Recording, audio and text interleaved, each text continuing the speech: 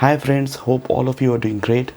Today I'm going to bring the third episode of our series Everything You Need to Know About Iranian Cinema. In our last episode we have discussed in details about the great Iranian filmmaker Darish Mohiuddin's work.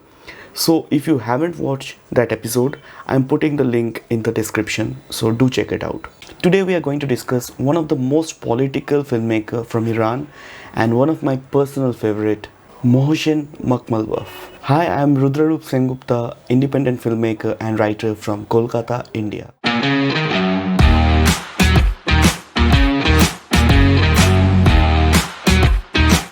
So this video will be a long video because Makhmalbaf's life has been very eventful and I will like to touch upon the most important events in his life. Let me give the disclaimer that I give in start of all my videos. This won't be a video for entertainment purpose. It will be more of an informative video which is dedicated for serious cinephiles. As you know, the channel itself is exclusive for serious cinephiles only. As I was telling you, Makhmalbaf's life has been fascinating. He has been a political person and a rebel from a very young age. He became involved with a militant group that fought against Mohammad Reza Pahlavi. At the age of 17, he stabbed a policeman and he was imprisoned and was sentenced to death. But he was released when the Iranian revolution was on high rise. Makhmalbaf was one of the most prominent filmmaker of the second wave of Iranian New Wave cinema. If you haven't watched our episode on the Iranian New Wave cinema, I have put a link in the description. Do check it out because that will help you to understand this episode also. What fascinates me about Makhmalbaf's work is that his ability to draw a relationship between an individual and the social political environment around that person. And this is a very rare talent to have and very few directors worldwide can pull this off. He has worked in many genres, be it surrealism, minimalism, everyday life, to childhood themes, but in every genre he had a direct or a subtle political statement, which I personally as a filmmaker and writer try to put in my films and my narratives. In 1983, Makhmalbaf made a film called Boycott, and it starred another great new wave Iranian filmmaker Majid Majidi. The story is set in pre-revolution Iran during the Shah regime, where a young man is sentenced to death because having communist tendencies. Many believe that this film is based on personal experiences. In the film, the main character, Wale, played by Majid Majidi, is a callous member of a leftist organization, and he gets arrested by the secret police of the Shah regime called Savak. During his prison days, his comrades start to pressurize him to take his life so that they can create a hero out of him, which will help them in their political movement. Meanwhile, all this, his wife is going through a huge hardship economically. During all this turmoil and the pressures created on him by different sides, Wale in prison thinks about whether he had made a right choice by believing in the ideology and getting arrested, because he starts to question the ideology itself, whether it is worth it. The film got a lot of success commercially, but the style and the making and the narrative was totally different from any other Makhmalbaf film you will ever come across. It was made more of in Hollywood style with car chases and fights and everything, but artistically, aesthetically, it was not up to that mark. Here also the director raises some very important political questions, that the comrades joining the movement, whether they are really very serious about the movement, do they really believe in its cause. This self-doubtness and the confused state of some of the comrades are evident in a line where it is almost comic when he says, "I fight, therefore I am. Now I really don't know whether I exist, and so I don't care to fight." This shows the confused and almost delusional state of mind of some of the comrades during that time. Not a very good film, but I still recommend it because it has a different style of making from other Maqbul Buff films, and this shows the ability of the director to reinvent himself. The next film that I like to discuss will be The Cyclist. Now, this is one of my favorite film from Iran, and this sort of films is what makes Iran a great prestigious filmmaking nation, is what I believe. The story is about a poor Afghan immigrant who is also a well digger, but he can't make enough money to support his wife who is in the hospital and is seriously ill. But the hospital refuses to continue treatment if he can't pay money. Out of this desperation, he tries to make money dishonestly, and he tries many ways. Once he tries to commit suicide in front of a truck to get some money out of them. The next he tries is driving a truck for a smuggler, but all this doesn't become very successful and he doesn't get a lot of money. After all this, Nasim meets a sleazy businessman who is also a circus promoter, and he recognizes Nasim. Coincidentally, this businessman was attending a cycle marathon of 3 days, and Nasim won it in Afghanistan.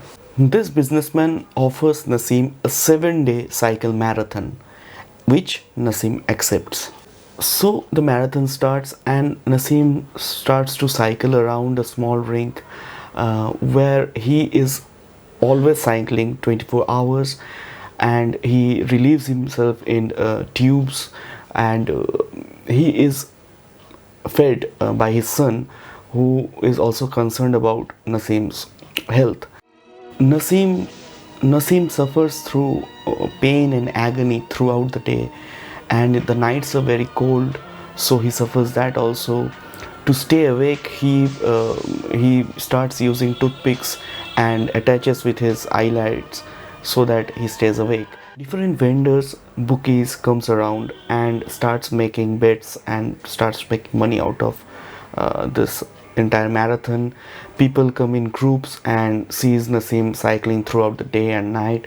So it is basically a sort of a entertainment and a sort of a fun that is going on for the entire town. After a while, I felt it is unbearable to watch how people start making money and start entertaining themselves on another person's misery, and you as a viewer will start to question the basic structure of our society, politics, education, everything you see around. This film is aesthetically not a great film, but it's such a powerful film that you start to question the futility of everything you see around, where a man in desperation needs to go through this. By the end of the marathon, Nasim completes it, and it can be seen as a huge win for human spirit, but it can also be seen as a failure of a human race itself. The next film that we are going to discuss is Knights of Zayandeh Road. This is a story about an anthropology lecturer and his daughter living through the final years of Shah regime, then the revolution, and then the painful repercussions post-revolution. This film is a perfect example of the brutality of censorship during the final years of Shah regime in Iran. The film was shown once publicly in 1990, and after that, censorship came down on it very hard because the film critiqued some of the portions of the Iranian society. They butchered the film. In fact, they tried to destroy the negatives, and 20 minutes of the film has been lost forever. In 2016, someone smuggled the rest 63 minutes of the film out of Iran, and it was shown in the Venice Film Festival. So the next film that we are going to discuss is Once Upon a Time Cinema. This film, according to me, is one of the most powerful political films coming out of Iran. It's a satire fantasy film where a cinematographer is looking for someone called Atay, which also means future in English. As soon as he calls out the name Atei, he is magically transported to early 20th century and in the regime of Nasir al-Din Shah in 19th century.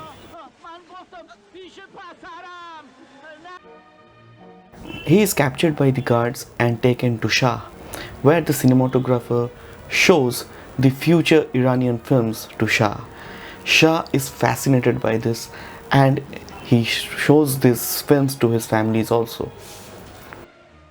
These films had clips of old Iranian films from the silent era and onwards, mostly made in black and white, but the film also has some spaces where has been used. This film illustrates the influential power in cinema and also the weight of censorship in Iran. This film was also banned in Iran. So the next film we are going to discuss is Moment of Innocence. This is a semi-autobiographical film and it is made on the fact that a young boy stabs a policeman. This was based on the experience of Makmal Buff when he stabbed a policeman during a protest rally and he was jailed for it. So after 2 decades, Makmal Buff thinks of meeting this police officer and to make amends with him. The whole film is dramatization of the real event. This film was also banned in Iran, but it was highly appreciated throughout the world. It is believed to have the best final frame freeze scene after Through Force 400 blows. The next film we are going to discuss is The Gardener.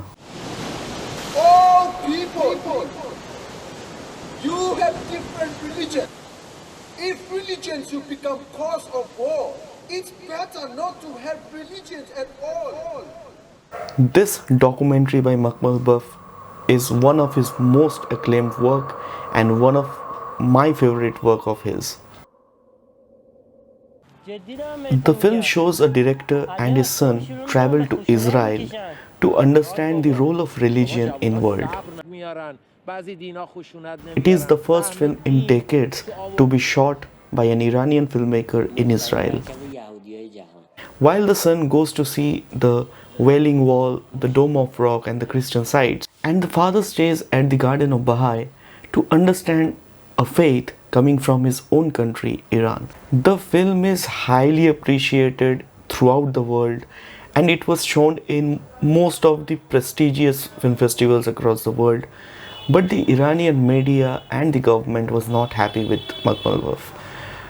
And they were so pissed off that they removed all his films and awards from the cinema museum in Iran. The reason behind it is being shot in Israel. The final film that we are going to talk about today is The President, another fantastic political film by this filmmaker.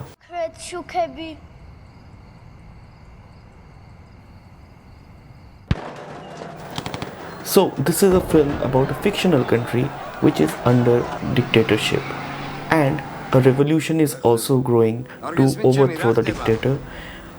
So he sends away his family to another country, but his grandson doesn't want to go and he wants to stay with his grandfather. To save him and his grandson, they take disguise and travel around the country so that they can reach to the sea where they can travel to another country. During their journey, they experience hardship, poverty, and they see what is the situation of the country under his dictatorship. I won't spoil the ending for you, but I must say it's one of the most unique and fantastic endings that I have came across, and it actually shows the triumph of common man over dictatorship. Do watch this film. This film was shown in many respected festivals like Busan or Chicago, etc. I like to mention here that there are few films that I was not able to keep in this list because the video would have been much longer. The films I will like to mention is Silence, Time for Love and Gabe. This brings us to the end of this episode. Next episode we are going to bring another Iranian filmmaker and we will discuss in depth about his work. So if you have liked this video, please do share, like and subscribe to the channel. Thank you.